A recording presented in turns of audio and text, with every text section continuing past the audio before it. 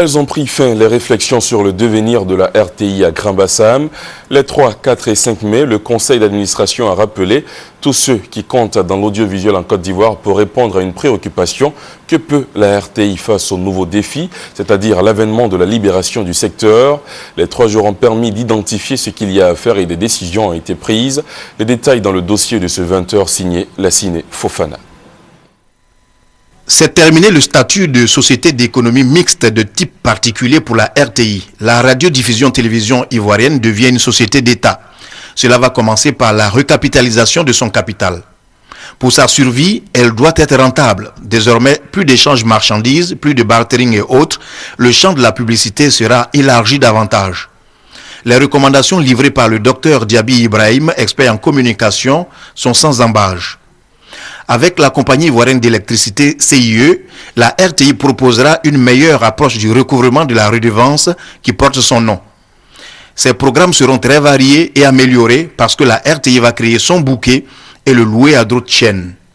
Pour réussir tout cela, la RTI passera à une politique de formation à outrance, reconversion intelligente, bon redéploiement, etc. avec à la clé des salaires équitables, donc meilleurs. Le diplôme de l'ISTC, l'Institut supérieur des techniques de la communication, est proposé pour être reconnu par les instances académiques nationales et internationales. Ils sont nombreux, les diplômés de l'ISTC qui exercent à la RTI. Pour boucler la boucle, les réflexions seront plus approfondies sur l'organigramme, sur les fiches de poste et le manuel de procédure.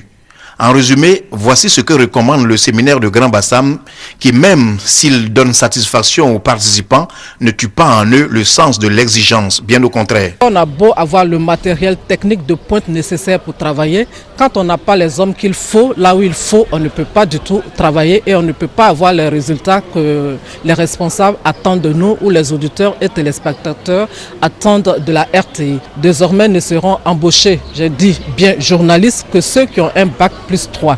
Et ceux qui ne sont pas aujourd'hui, qui sont en activité, qui n'ont pas ce niveau de formation, il a été retenu de les amener à se former sur une durée de 5 ans pour arriver à obtenir quand même ce niveau de bac plus 3. C'était aussi l'occasion de corriger les anomalies qui minent la gestion au quotidien de la RTI. On a pris des catégories inférieures pour en faire pour les nommer dans des fonctions d'encadrement.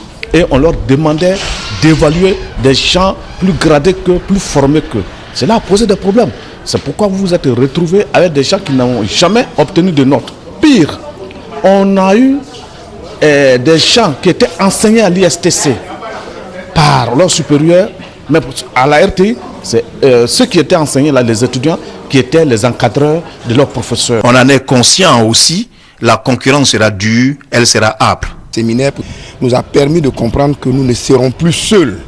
Voici la conclusion que je tire, nous ne serons plus seuls. Et quand vous n'êtes pas seuls, vous n'êtes plus seuls, la bataille devient un peu plus sérieuse. Et qui dit compétition dit vainqueur et vaincu. Et c'est pour ça que la RTI veut être dans les vainqueurs. Le Sénégal a apporté sa contribution en précisant que les solutions sont identifiées nettement. Le séminaire sait quoi faire déjà. Donc il faut juste trouver le juste milieu et également considérer que c'est un service public. Donc la RTI, quelque part, n'a même pas l'obligation d'être dans un but lucratif. Donc aujourd'hui, ce que nous constatons, c'est-à-dire que la RTI est dans de très bonnes dispositions. Il n'y a pas à avoir peur. Il faut juste aujourd'hui revoir le programme, capter la population, et je pense que pour ça l'expertise est là.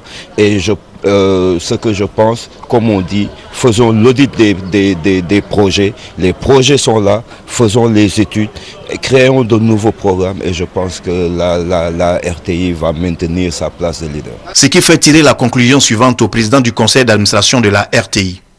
Il faut encourager ces cadres d'échange, des cadres d'échange comme celui-ci élargis à d'autres Africains pour qu'ensemble nous puissions faire face aux grands défis dans l'intérêt de nos professions respectives, de nos radiodiffusions, télévision nationale. Le développement et l'intégration africaine passent aussi par le développement de nos médias d'État, avec à leur tête la télévision. Pour le représentant du ministre de la Communication, les recommandations faites ont valeur de solution et il ne voit pas pourquoi l'État s'y déroberait. Toutes vos recommandations seront prises en compte. Le gouvernement se tiendra toujours à vos côtés pour vous remettre à niveau dans tous les domaines et vous permettra d'être au diapason des grandes nations audiovisuelles de ce monde. Que les résultats de vos travaux puissent être le ferment d'une RTI nouvelle, plus conquérante et plus professionnelle. Les réflexions des 3, 4 et 5 mai 2012 à Grand-Bassam se sont achevées sur une réelle note d'espoir afin de relooker la vieille dame, la RTI.